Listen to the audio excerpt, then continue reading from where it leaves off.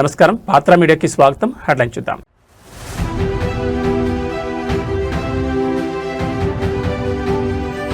అసమర్థ పాలనతో రైతుల జీవితాలతో ఆటల ప్రభుత్వంపై మాజీ ఎమ్మెల్యే ధ్వజం.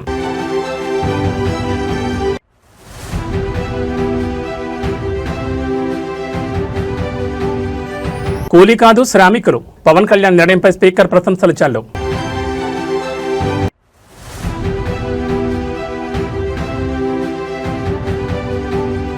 ఫోన్ ట్యాపింగ్ పై సిట్ వేయండి, బెంగళూరు హ్యాకర్లతో నిఘా పెడుతున్నారు ఆర్ఎస్పీ.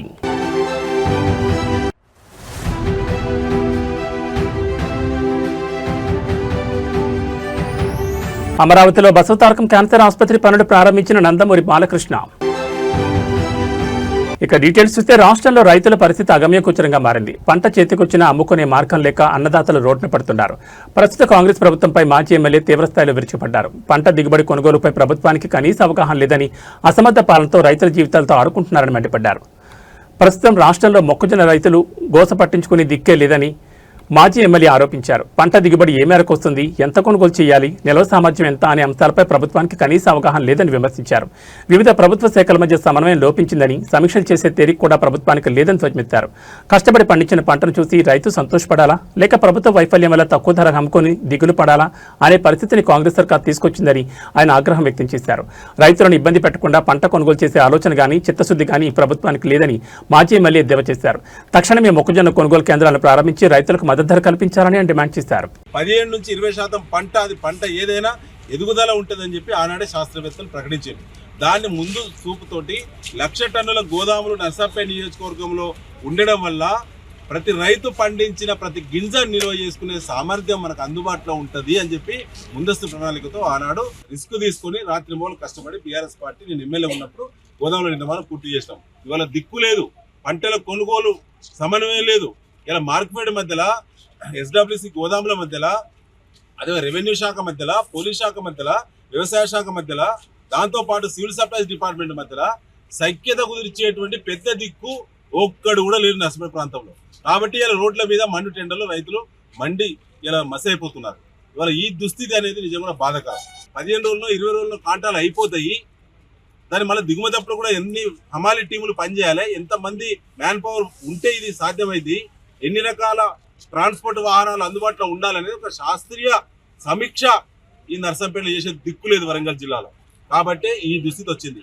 ఈ దుస్థితి మొత్తం తెలంగాణ రాష్ట్రం మొత్తం ఈ దరిద్రమే పట్టింది. ఎక్కువ పంట దిగుబడి వచ్చి సంతోషపడాలా రైతు, లేదా కళ్ళ ముందంటే పంట తక్కువ ధరకు అమ్ముకొని దిగాలు పడాలా అనే స్థితికి ఇవాళ కాంగ్రెస్ ప్రభుత్వం తీసుకొచ్చింది. ఇవాళ 2,400 రూపాయల మొక్కజొన్న మద్దతు ధర బయట 1,600 నుంచి మొదలైంది. ఇలా 1,800, 1,850, 1,900 కొంటున్నారు. మిగతా 600 రూపాయలు, 700 రూపాయలు ఒక క్వింటాకు లాస్ అవుతున్నారు. ఇలా 40 క్వింటాల దిగుబడి వచ్చింది. 40 క్వింటాల దిగుబడి వచ్చింది. 600 చొప్పున ప్రైవేట్ లో అమ్ముకుంటే నష్టం జరిగినా ఇలా 24,000 రూపాయలు ఒక ఎకరా పండించిన మొక్కజొన్న రైతుకు 24,000 రూపాయలు వాళ్ళ ఖాతాలో పడాల్సినటువంటి పైసలు ఇలా మట్ల కలిసిపోతున్నాయి. దీనికి 100% కాంగ్రెస్ అసమర్థ నిర్ణయాలు. ఇది ఖచ్చితంగా రైతులను మోసం చేసినటువంటి ప్రభుత్వం. దీన్ని ఖచ్చితంగా నిలదీయాల్సిందే. జరిగిన నష్టానికి ప్రభుత్వం బాధ్యత వహించాలి. మండలానికి ఒక్క సెంటర్ పెట్టినప్పుడు ఇది బోగస్. ఆనాడు నేను ఎమ్మెల్యే ఉన్నప్పుడు ముఖ్యమంత్రి గారు కొట్లాడి ప్రతి మండలానికి 6 నుంచి 7 సెంటర్లు తీసుకొచ్చి ఒక నర్సంపేట నియోజకవర్గంలో 42 సెంటర్లు పెట్టించినాం. ఎక్కడిదక్కడ కాంటాలేని బాధలు లేకుండా, ఇబ్బందులు లేకుండా, భద్రత ఉండే, భరోసా ఉండే. కాంటాలవి కూడా 1,00,000 బస్తాలు కేంద్రాలలో ఉంటే అవి ట్రాన్స్పోర్ట్ అయ్యి గోదాం చేరేదాకా రైతుకేం బాధ్యత? కాంటా అయిన తర్వాత రైతుకు బాధ్యత ఎందుకు? కాంటా అయిన తర్వాత కొనుగోలు కేంద్రానికి బాధ్యత, ప్రభుత్వానికి బాధ్యత. బస్తా వేయినా, బస్తా ఉన్నా, ట్రాన్స్పోర్ట్ అయినా, ట్రాన్స్పోర్ట్ కాకుండా బాధ్యత ఎవరిది? రైతులకు ఏం సంబంధం? ఇది ముమ్మాటికి ముఖ్యమంత్రి రేవంత్ రెడ్డి, కింద ఇక్కడ ఎమ్మెల్యే మాధవ్ రెడ్డి దీనికి బాధ్యత వహించాలని చెప్పి మరొకసారి మేము డిమాండ్ చేస్తాం. నేడు మేడే ప్రపంచ కార్మిక దినోత్సవం. ఈ సందర్భంగా ఆంధ్రప్రదేశ్ శాసనసభ స్పీకర్ చింతకాయల అయ్యన్న పాత్రుడు ఆసక్తికర వ్యాఖ్యలు చేశారు. కార్మికుల గౌరవాన్ని పెంచే దిశగా ఉప ముఖ్యమంత్రి పవన్ కళ్యాణ్ తీసుకున్న నిర్ణయాన్ని ఆయన కొనియాడారు. మరోవైపు టాలీవుడ్ నేచురల్ స్టార్ నాని కూడా శ్రామిక లోకానికి తనదైన శైలిలో శుభాకాంక్షలు తెలిపారు. శ్రమని ఆయుధమైతే విజయం నీ బానిసవుతుంది. ఈ మాటను నిజం చేస్తూ సమాజం కోసం కష్టపడే ప్రతి ఒక్కరిని గౌరవించుకోవాల్సిన బాధ్యత మనపై ఉందని స్పీకర్ అయ్యన్న పాత్రుడు పేర్కొన్నారు. ముఖ్యంగా సమాజంలో ఎంతో కాలంగా వాడుకలో ఉన్న కూలీ అనే పదాన్ని తుడిచివేసి వారిని గౌరవప్రదంగా శ్రామికులు అని పిలవాలని పవన్ కళ్యాణ్ ఆకాంక్షించారని ఆ మార్పు కోసమే ఆయన నిరంతరం కృషి చేస్తున్నారని అయ్యన్న పాత్రుడు వెల్లడించారు. శ్రమజీవుల ఆత్మగౌరవాన్ని కాపాడమే ప్రభుత్వ లక్ష్యమని ఆయన స్పష్టం చేశారు. మరోవైపు natural star Nani social media వేదికగా స్పందిస్తూ అందరికీ మేడే శుభాకాంక్షలు తెలిపారు. నిరంతరం కష్టపడుతూ దేశాభివృద్ధిలో పాలుపంచుకుంటున్న ప్రతి ఒక్క చేతికి శాల్యూట్ చేస్తున్నట్లు ఆయన పేర్కొన్నారు. సమాజం ఏ స్థాయిలో ఉన్నా దాని వెనుక శ్రామికుల కష్టం మరవలేందని సినీ ప్రముఖులు కొనియాడుతున్నారు. నిజమైన హీరోలు శ్రమజీవులే అని చాటి చెప్తున్న ఇటు రాజకీయ అటు సినీ ప్రముఖుల సందేశాలు ఇప్పుడు సోషల్ మీడియాలో వైరల్ అవుతున్నాయి. మేడే సందర్భంగా మీ అందరికీ మేడే శుభాకాంక్షలు తెలియజేసుకుంటూ ఉన్నాను. ఈ రాష్ట్రంలో ఉన్నటువంటి శ్రామిక సోదరులందరికీ కూడా మేడే శుభాకాంక్షలు తెలియజేస్తున్నానండి. ఈ పథకం పెట్టినప్పుడు ఉపాధి హామీ కూలీలు అని చెప్పి పిలిచేవాళ్ళం మనం. రాష్ట్ర వ్యాప్తంగా కూలీలు అన్న పదం కాదు, అది సరైన పదం కాదు. ఆ పదాన్ని తీసేసి ఉపాధి హామీ పథకం శ్రామికులు అని చెప్పి పదం మార్చి ఇటువంటి పనిచేసిన వాళ్ళకి కూడా గౌరవప్రదంగా పిలవాలని చెప్పి ఒక ఆలోచన చేసినటువంటి వ్యక్తి పవన్ కళ్యాణ్ గారు.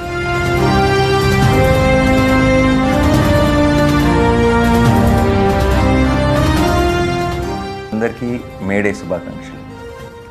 Whenever there is any workplace accidents happening, he also made sure that initially it was 50,000 that they're given, but now he has increased it to 4 to 6 lakhs. I think that's a great initiative by our Pawan Kalyan Garu. నేను రాజకీయాల్లోకి వచ్చి చాలా సంవత్సరాలు అయింది. అప్పటి నుంచి నేను చాలామంది నాయకులతో చూశాను, వాళ్ళ పనితీరు చూశాను. నేను చూసిన దాంట్లో చూస్తే కంపేర్ చేస్తే రాష్ట్రంలో చాలామంది నాయకులు ఉంటారు, నేను కాదన్నాను. కానీ తపన ఉన్న నాయకులు కొంతమందే ఉంటారు. అటువంటి వారిలో పవన్ కళ్యాణ్ గారు ఒకరని చెప్పి నా తాలూకు భావన. ఇంకేంటంటే అతను చేస్తున్న కార్యక్రమాలు ఒక తపనతో చేస్తున్నారు. ఏదో ఒకటి చెయ్యాలన్న తపన అతనిలో కనపడుతుంది. ఈ రాష్ట్ర ప్రజలకి, ఈ శ్రమజీవులకి, ఈ గ్రామ స్థాయిలో ఉన్నటువంటి రోడ్లకి అన్నీ కూడా ఏదో చేయాలని తపన నాకు కనపడుతుంది. అటువంటి తపనున్న నాయకులు చాలా అరుదు నేను చూసిన వాళ్ళలో. అటువంటి నాయకుడు మనకు లభించడం మనందరూ అదృష్టంగా భావించాలి. అతను చేస్తున్న ప్రతి కార్యక్రమాన్ని కూడా మనసు పెట్టి ఆలోచించి రాష్ట్రాన్ని అభివృద్ధి చేయడంలో మన తాలూకు సహకారం అతనికి అందించాలని చెప్పి నేను మనస్ఫూర్తిగా కోరుకుంటూ, మీ అందరి తాలూకు ఆశీర్వాదం పవన్ కళ్యాణ్ గారికి ఇచ్చి ఇటువంటి కార్యక్రమాలు మరిన్ని కార్యక్రమాలు తీసుకొచ్చి ఈ రాష్ట్ర అభివృద్ధిలో అతను భాగస్వామ్యం అవ్వాలని చెప్పి మనస్ఫూర్తిగా భగవంతుని కోరుకున్నానండి. ప్రధానమంత్రి గారి దగ్గర నుంచి, ముఖ్యమంత్రి గారి దగ్గర నుంచి చిట్ట చివరన ఉన్న సచివాలయం ఉద్యోగుల వరకు అందరూ కట్టుదిట్టంగా ఒకటే మాట మీద ఉంటే మేమందరం మీకు ఈ చిన్నపాటి ఆనందం మేము చూడగలుగుతున్నాం మీ కళ్ళల్లో.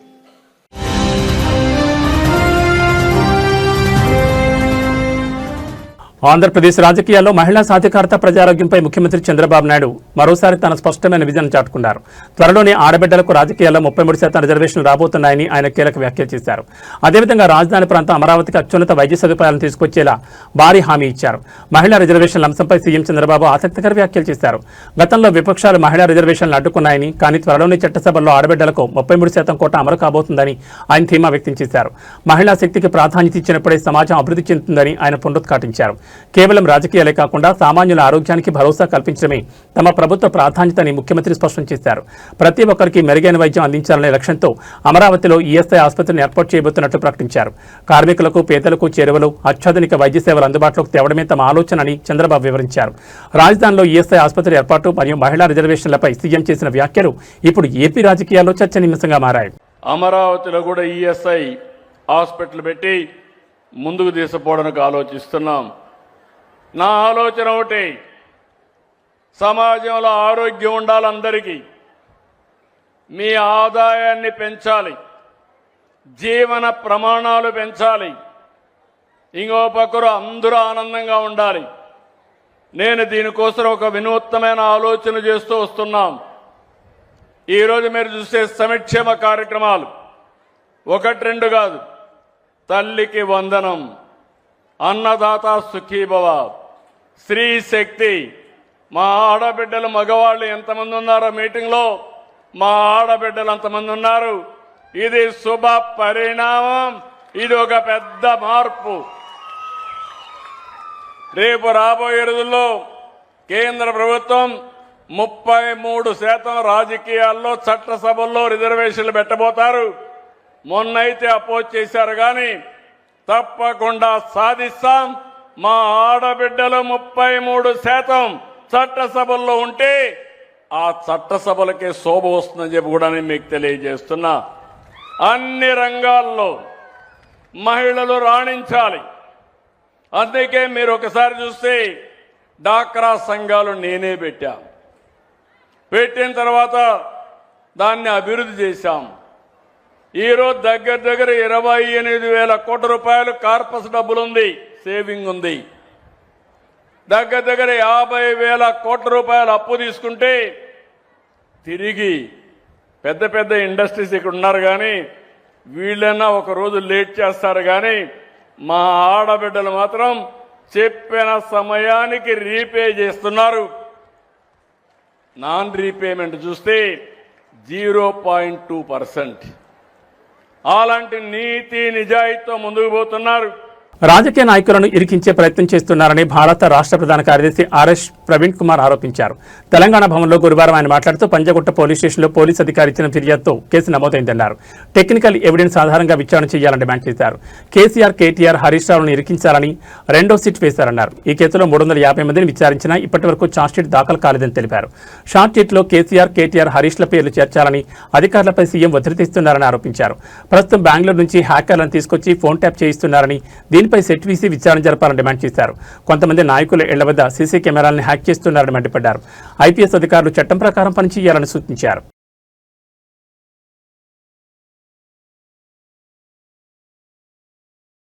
ఈ రోజు ప్రపంచ కార్మిక దినోత్సవం. చెమట చుక్కను పెట్టుబడిగా పెట్టి ప్రపంచ గమనాన్ని నడిపిస్తున్న శ్రామిక శక్తికి వందనం చేసే రోజు.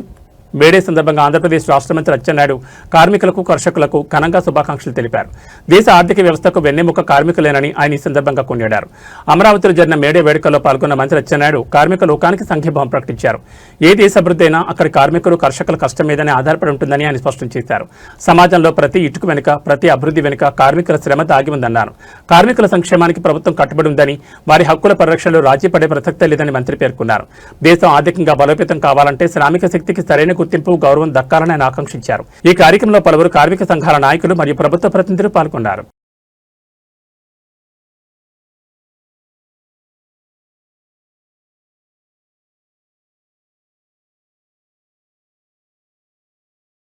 ఏపీ రాజధాని అమరావతిలో బసవతారకం క్యాన్సర్ ఆసుపత్రి నిర్మాణ పనులను హిందూపూర్ ఎమ్మెల్యే బాలకృష్ణ ప్రారంభించారు. 750 కోట్లతో తొళ్లూరు సమీపంలో ఆసుపత్రి నిర్మాణం చేపడుతున్నారు. దీనికోసం ఏపీ ప్రభుత్వం 21 ఎకరాల భూమిని కేటాయించింది. మొదటి దశలో 500 పడకల ఆసుపత్రి నిర్మాణం చేపట్టనున్నారు. ఈ సందర్భంగా బాలకృష్ణ మాట్లాడుతూ ప్రభుత్వం నుంచి అన్ని అనుమతులు తీసుకుని పనులు ప్రారంభించినట్టు చెప్పారు. అమరావతిలో ఆసుపత్రి సేవల కోసం అందరూ ఎదురుచూస్తున్నట్టు చెప్పారు. అంతర్జాతీయ స్థాయి ప్రమాణాలతో లేటెస్ట్ ఎక్విప్మెంట్ ఇక్కడ ఆసుపత్రి ఏర్పాటు చేస్తున్నాం. హైదరాబాద్ బసవతారకం ఆసుపత్రిని స్థాపించి 25 ఏళ్లు పూర్తయిన నేపథ్యంలో జూన్ 22న భారీ కార్యక్రమం ఏర్పాటు చేయబోతున్నాం. ఈ కార్యక్రమానికి 2 రాష్ట్రాల ముఖ్యమంత్రులు, కేంద్ర మంత్రులను ఆహ్వానించనున్నామని బాలకృష్ణ తెలిపారు.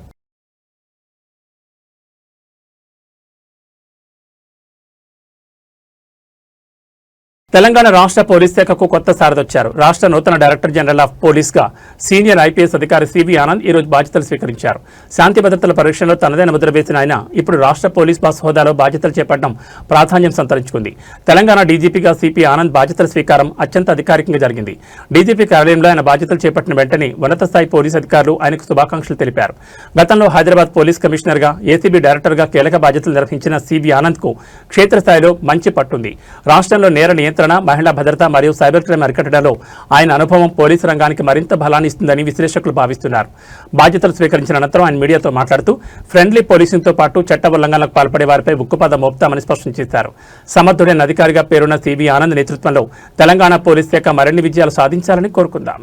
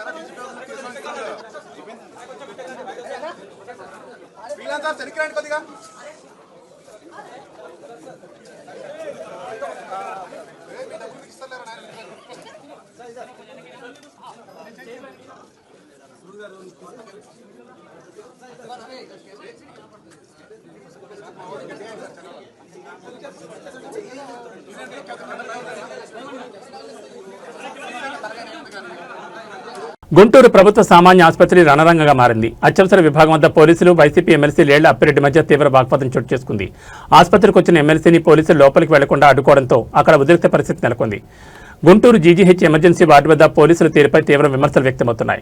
అత్యవసర విభాగంలో చికిత్స పొందుతున్న ఓ రోగిని పరామర్శించేందుకు వచ్చిన ఎమ్మెల్సీ లేళ్ల అప్పిరెడ్డిని పోలీసులు మధ్యలో నిలిపివేశారు. ఎమ్మెల్సీ అని చెప్పినా వినకుండా ఎమర్జెన్సీ వార్డు డోర్ మూసివేసి పోలీసులు అత్యుత్సాహం ప్రదర్శించారని ఆరోపణలు వస్తున్నాయి.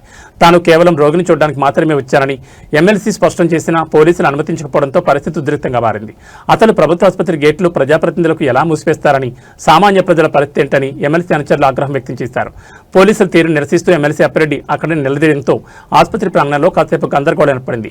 ప్రభుత్వ ఆసుపత్రిలో చోటు చేసుకున్న ఈ ఘటనపై అటు రాజకీయ వర్గాలు, ఇటు ప్రజల్లో పెద్ద ఎత్తున చర్చ జరుగుతోంది.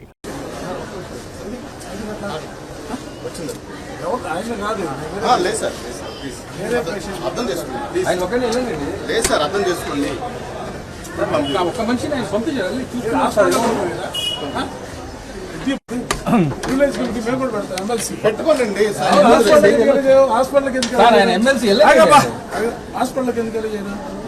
ఎక్కడ మీరు దాపెట్టండి. హాస్పిటల్కి ఎందుకు వెళ్ళారు? పేషెంట్ వేరే పేషెంట్ మీరే చెప్తారు. మీకేం రేటు? మీకేం అక్కడ కాదని చెప్పారు. అరే నువ్వు ఎట్లా చెప్తావు? అర్థం చేసుకోండి సార్, చెప్పేది అర్థం. ఎందుకు నేను అతను కాదు, వేరే పేషెంట్ చూడడానికి వచ్చాను. మీరు కావాలని చెప్పండి.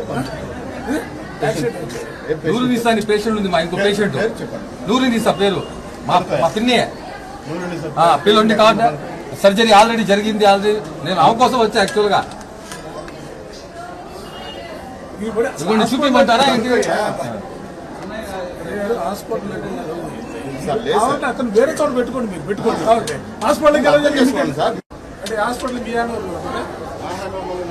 ఎట్లా మీరు గెట్ చెప్తున్నారు? నాకు అర్థం కాదు. గవర్నమెంట్ హాస్పిటల్ మీ హ్యాండ్ ఓవర్ ఉంటుంది. తొమ్మిది చేస్తున్నా అలా బాగా మీరు ప్రశ్న ఏంటంటే హాస్పిటల్ మీ హ్యాండ్ ఓవర్ లో ఉంటుందా? మీ హ్యాండ్ ఓవర్ ఉండిపోతే మీరు ఆయన పేషెంట్ మీరు వేరే చోట పెట్టుకోవాలా? పెట్టుకుంటాం ఎవరున్నారు? హాస్పిటల్ మీ హ్యాండ్ ఓవర్ లో ఉంటుందా? గవర్నమెంట్ హాస్పిటల్ మీ హ్యాండ్ ఓవర్ గవర్నమెంట్ మీ హ్యాండ్ ఓవర్ పంపించాలి పేషెంట్లే. మీరు గేట్ మీరు ఎట్లా బా gate government hospital main gate మీరు మూసేస్తారా? చెప్పండి. పబ్లిక్ కదా, ఆ పబ్లిక్ లోన పోనీరా? హాస్పిటల్ లోన పోనీరా? ఈ పేషెంట్ ఎవరో కనుక్కోమని చెప్పారు. ఆ పేషెంట్ మీకు చెప్పాల్సిన అవసరం ఎమ్మెల్సీ మీరు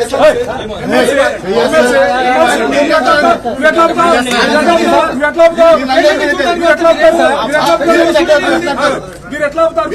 మా మీద కాదు, మీరు మా మీద చేస్తారండి. మీరే చేయట్లా, మీరే చేస్తున్నారు. ఎవరు లోనికి వెళ్ళాలని అడుగుతున్నాం. మేము రిక్వెస్ట్ చేస్తున్నాం. పేషెంట్ ఎవరు లేరండి సార్? లేరండి మీరు చెప్పిన పేషెంట్ ఎవరు లేరని చెప్పారు. నిన్నే మాట్లాడించామండి. పేషెంట్ చూడటానికి వచ్చామని చెప్పారు. గవర్నమెంట్ హాస్పిటల్లో మీరు గేటు మూసేస్తారా? అది కాదండి, ఆయన ఒకరు పెట్టుకోదలుచుకుంటే మీరు పెట్టుకోలేదు. ఇది ఎట్లా నాకు అర్థం కాదు. ఇదే ఇది ఎట్లా నాకు అర్థం కాల. వేరే గేటు మూసేసి హాస్పిటల్లో పోనీ ఎవరిని పేషెంట్ని మీరు పేషెంట్లు ఎవరిని చూడడానికి పోనీ హాస్పిటల్కి 5 నిమిషాలు కాదు సార్, 10 నిమిషాల తర్వాత వస్తాం. ఇబ్బందిలే. అసలు మీరు గేట్ మూసేయడం నేను క్లారిటీ చెప్తున్నా. నేను ఆయన దగ్గర పోను, ఆయన చూడను. నేను వేరే పేషెంట్ చూడటానికి వచ్చా. మీరు ఆయన ఎక్కడున్నాడో ఆ పక్క వేరే సైడ్ నుంచి పోతా. నాకు అర్థం కాదు. గేట్ వేయడం ఏంటి? నాకు అర్థం కాదు. గవర్నమెంట్ హాస్పిటల్ గేట్ వేయడం ఏంటి? గేట్ మీరు ఏం చేశారు? గేట్ అయింది లేదా తోడాలేసి సూపర్కి వెళ్ళిపోతాం. మేము మీకు క్లారిటీ చెప్తున్నా, మేము ఆయన దగ్గరికి పోను, నేను ఆయన కలవను. నేను వేరే పేషెంట్ చూడడానికి వచ్చా. ఆయన దగ్గరికి పోకుండా మీరు ఆయన ఎక్కడ పెట్టారు అక్కడ తిరుగుతూ ఆపు అక్కడ ఎవరు తిన్నారు?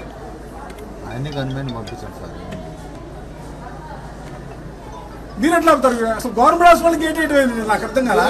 ఆ గేట్ ఏం చేశారు? గేట్ ఏం చేశారు మీరు? గేట్ అయిపోయిందండి గవర్నమెంట్ హాస్పిటల్కి.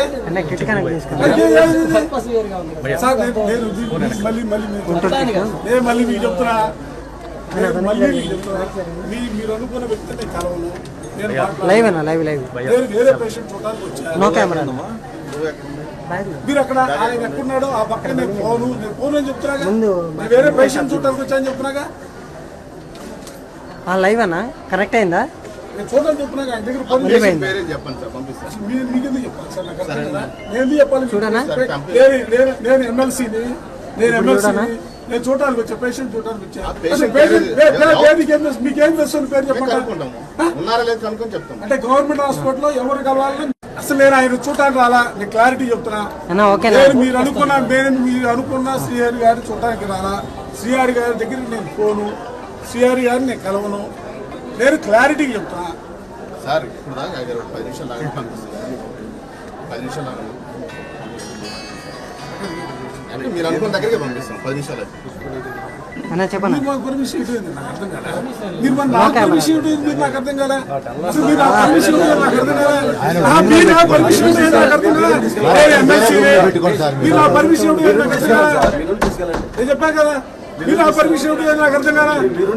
అరే ఎమ్మెల్సీ నేను శ్రీహరి గారిని కలవడానికి నేను రాలేదని చెప్పాను.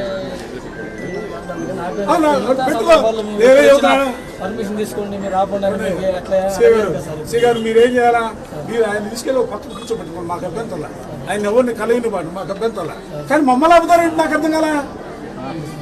మమ్మల్ని ఆపుతారేంటి మీరు అర్థం. అసలు గవర్నమెంట్ హాస్పిటల్ గేట్ వేయడం ఏంటండి బాబు? అసలు ఈ ప్రపంచంలో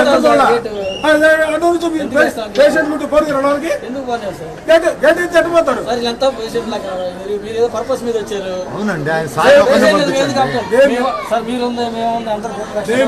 నేను మీకు చెప్తున్నా, మేము ఆయన కలవని చెప్పా. కలవని చెప్పిన తర్వాత కూడా మీరు ఎందుకు ఆపుతున్నారు అర్థం కదా. మీరు ఎందుకు ఆపుతారు? మీరు ఆయన కావాలంటే ఎక్కడో పెట్టుకోండి, మేము వద్దట్లేదు కదా. కనెక్ట్ అవుతుందో పోతుందా నా కేబుల్? ఫస్ట్ టైం ఇది కరెక్ట్ సిస్టమ్ కాదు ఇది. ఎమ్మెల్సీలు వస్తే కూడా మీరు ఇక్కడ గేట్ అసలు గవర్నమెంట్ హాస్పిటల్ గేట్ అయితే వస్తారండి బాబు. ఇదే ప్రపంచంలో ఎక్కడ చూడాలి గేట్ అయితే వస్తారు. గేట్ ఎట్లా వస్తారు మీరు? ఏది నాకు అర్థం కాలేదు. ఏంటి అన్న మెయిన్ గేట్ అయితే వస్తున్నారు, ఈ గేట్ ఎట్లా వస్తారు? పేషెంట్ చూడడానికి పోరా? మీరు ఎక్కడ పెట్టుకోండి ఆయన. మేము వద్దంటలేదుగా. నేను కనెక్ట్ చేసామన్నా, అది కరెక్ట్ కేబుల్ కదిలితే పోతాము. అర్హులకు అందాల్సిన ఇందిరమ్మ ఇళ్లు అనర్హుల పాలవుతున్నాయా? నిరుపేదలకు సొంతంటికాలు నెరవేర్చడమే లక్ష్యమని ప్రభుత్వం చెబుతున్న క్షేత్రస్థాయిలో పరిస్థితి మాత్రం వేరేలా ఉంది.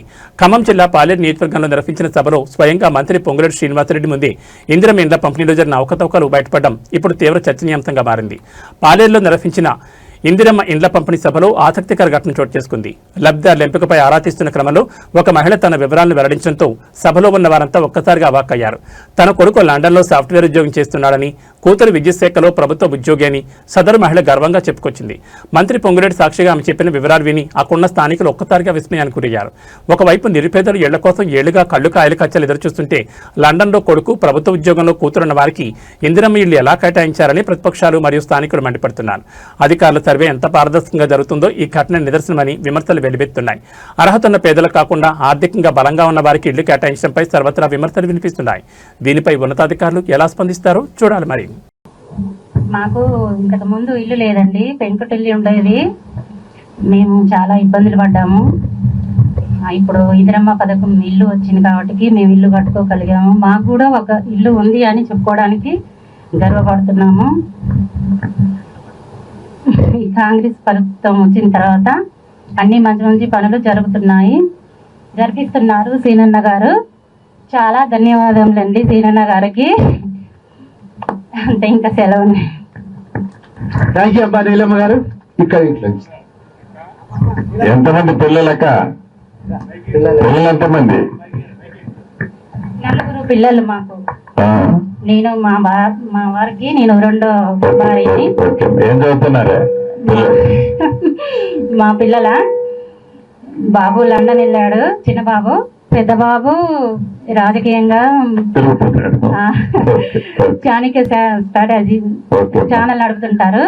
ఒక పెద్ద పాప, చిన్న పాప ట్రిపుల్ చేసింది, కరెంట్ డిపార్ట్మెంట్ ఇప్పుడు జాబ్ చేస్తుంది.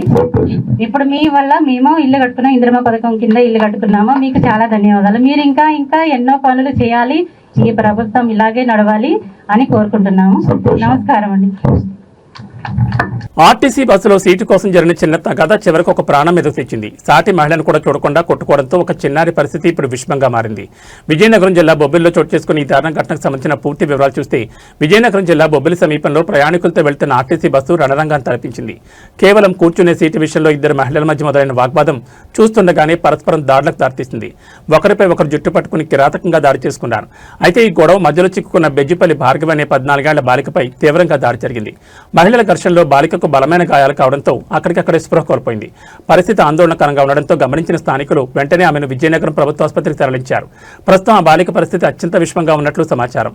ఒక చిన్న సీటు కోసం ఇంత దారుణంగా ప్రవర్తించాలా అంటూ ప్రయాణికులు విస్మయం వ్యక్తం చేస్తున్నారు. పోలీసులు కేసు నమోదు చేసుకుని దర్యాప్తు చేస్తున్నారు. కేవలం సీటు కోసం జరిగిన ఈ ఘర్షణ ఒక నిండు ప్రాణాన్ని ప్రమాదంలోకి నెట్టింది.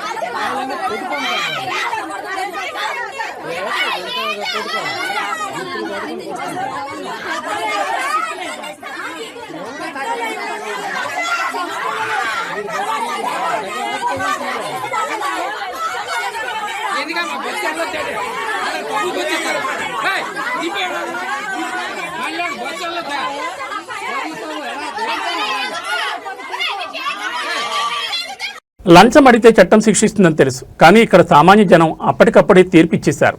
ఆర్టీసీ బస్సులో టికెట్ లేదని పట్టుకున్న సిబ్బంది ఏకంగా 20,000 రూపాయలు లంచం డిమాండ్ చేయడంతో ప్రయాణికులు ఆగ్రహంతో ఊగిపోయారు. లంచం అడిగిన నోటికే చెప్పు దెబ్బలతో సమాధానం చెప్పారు. హైదరాబాద్ నుంచి నారాయణఖేడ్ వెళ్తున్న ఆర్టీసీ బస్సు ప్రయాణికులతో కిక్కిరిసిపోయింది. రాయకోట్ సమీపంలో టికెట్ స్క్వాడ్ సిబ్బంది తనిఖీలు చేపట్టారు. ఈ క్రమంలో ఒక ప్రయాణికుడు టికెట్ లేకుండా ప్రయాణిస్తుందని గుర్తించారు. సాధారణంగా టికెట్ లేకపోతే నిబంధనల ప్రకారం 500 రూపాయల జరిమానా విధించాలి. కానీ ఇక్కడే టికెట్ స్క్వాడ్ తన అత్యుత్సాహాన్ని ప్రదర్శించింది. సదరు ప్రయాణికుడు బెదిరించి ఏకంగా 20,000 రూపాయల లంచం ఇవ్వాలని డిమాండ్ చేశారు. టికెట్ లేని సామాన్యుడిపై అంత భారీ మొత్తంలో వసూలు దిగడంతో తోటి ప్రయాణికులు ఒక్కసారిగా తిరగబడ్డారు. 500 జరిమానా పోయి 20,000 లంచం ఏంటని ప్రశ్నిస్తూ లంచం అడిగిన సిబ్బందిపై చెప్పులతో విరుచుకుపడ్డారు. లంచం అడిగినందుకు సుమారు 20 సార్లు చెప్పు దెబ్బలతో దేశం చేశారు. ప్రస్తుతం ఈ ఘటనకు సంబంధించిన వీడియో సోషల్ మీడియాలో తెగ వైరల్ అవుతోంది. నిబంధనల పేరుతో సామాన్యులను పీడించే సిబ్బందికి ఈ ఘటన ఒక హెచ్చరికగా మారింది. దీనిపై ఆర్టీసీ ఉన్నతాధికారులు ఎలాంటి చర్యలు తీసుకుంటారో వేచి చూడాలి.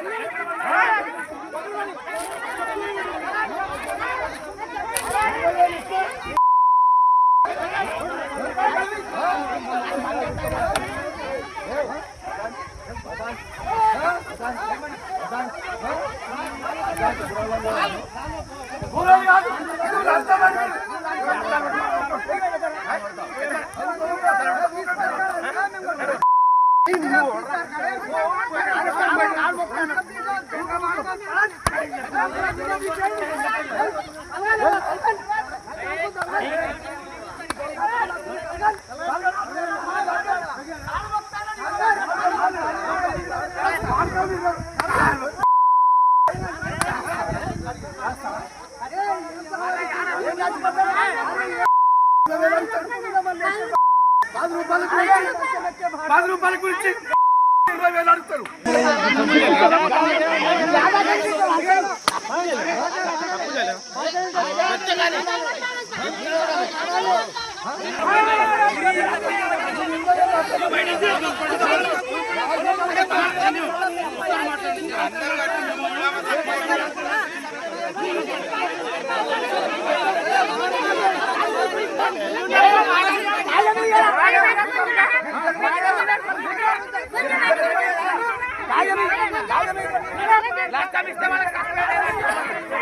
భాగ్యనగరంలో పెట్రోల్ బంకుల ఆగడాలకు అడ్డు అదుపు లేకుండా పోతోంది. లీటర్లలో కోత పెట్టడం పాత పద్ధతి. ఇప్పుడు ఏకంగా కారు ట్యాంక్ సామర్థ్యాన్ని మించి పెట్రోల్ పోసి బిల్లులు వసూలు చేస్తూ వినియోగదారులను నిలుగున ముంచేస్తున్నారు.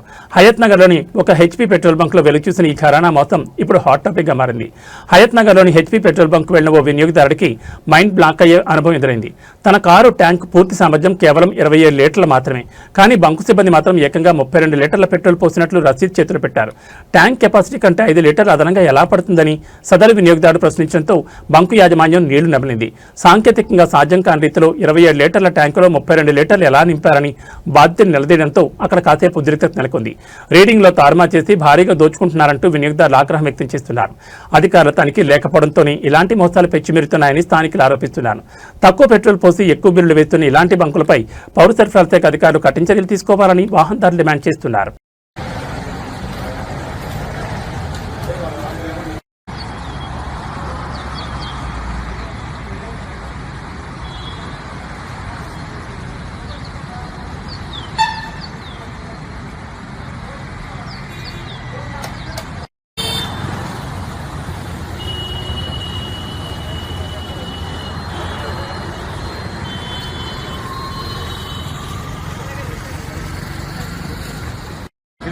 మెజిలింగ్ సిలిండర్ ఏ క్లాస్ ఉంటుంది, గ్లాసుది ఉంటుంది. 5 లీటర్ల మెజిలింగ్ సిలిండర్లో కొడితే నీకు వస్తుంది. అది కాకుండా నువ్వు ఏదో ఒక పెద్ద 5 లీటర్ల జగ్గు తెచ్చి చేస్తా అంటే కుదరదు. జగ్గు నీకు పరిమాణం కాదు, ఒక చట్టం ఉంటుంది. దీనికి కూడా తూలికలు, ప్రమాణికలు, కొలతలు అనేది ఒకటి ఉంటుంది. ఆ జగ్గు కాదు నీ లెక్క. 5 లీటర్ల మెజిలింగ్ సిలిండర్ తీసుకురా, నేను నువ్వు చెక్ చేసి నాకు, నువ్వు అది తెచ్చి చెక్ చేసి నాకు చూపి నేను పోతా. ఎందుకంటే నువ్వు కొట్టిన పెట్రోల్ నువ్వే కదా కొట్టింది, నేనే కొట్టించుకుంది. మరి నాకు తెలుసుగా నా బండి. మీ సార్ ఏమంటాడు, 10 లీటర్ల ఎక్స్ట్రా ఇటు పట్టింది ఈ ట్యాంకులో. HP petrol బంక్లో వచ్చాండి. నా కారు ఫ్యూయల్ కెపాసిటీ వచ్చేసి 27 లీటర్స్. ఆల్రెడీ రిజర్వ్లో పడంగానే వచ్చాను. ఇక్కడికి వచ్చి చూస్తే 28 లీటర్స్ కొట్టాడు. అదేంటంటే డౌట్ వచ్చి ఆపి మళ్ళీ ఆటో స్టాప్ వరకు కొట్టమని చెప్తే మళ్ళీ 1 లీటర్ 23 పాయింట్లు పట్టింది. మొత్తం ఈ లెక్కన 29 లీటర్లు 23 పాయింట్లు పట్టింది. ఆల్రెడీ నా దాంట్లో 3 లీటర్లు ఉన్నా కానీ 32 లీటర్లు దాటింది. కానీ ఇది కెపాసిటీ 27 లీటర్స్.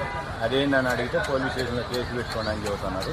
వీళ్ళ దగ్గర కొలవడానికి మెజిలింగ్ సిలిండర్ లేదు ఏ క్లాస్ది. ఒక ఏదో 5 లీటర్స్ జార్ ఉంది, ఆ జార్ తీస్తామంటారు. ఆ జార్ కాదండి, అది క్యాలిబ్రేటెడ్ కాదు.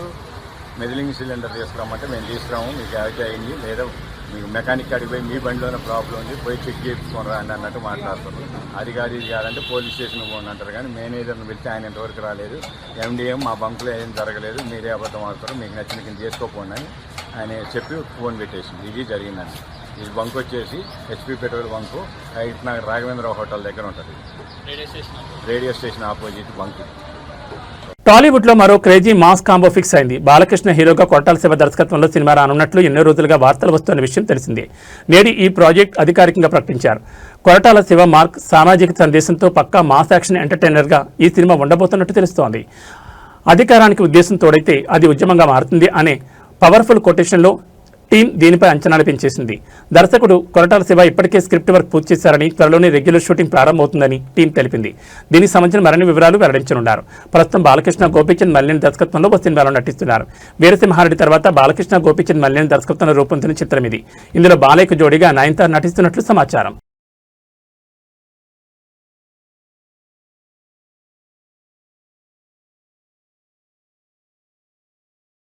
ఏవీ బులెటిన్ విశేషాలు. నమస్కారం.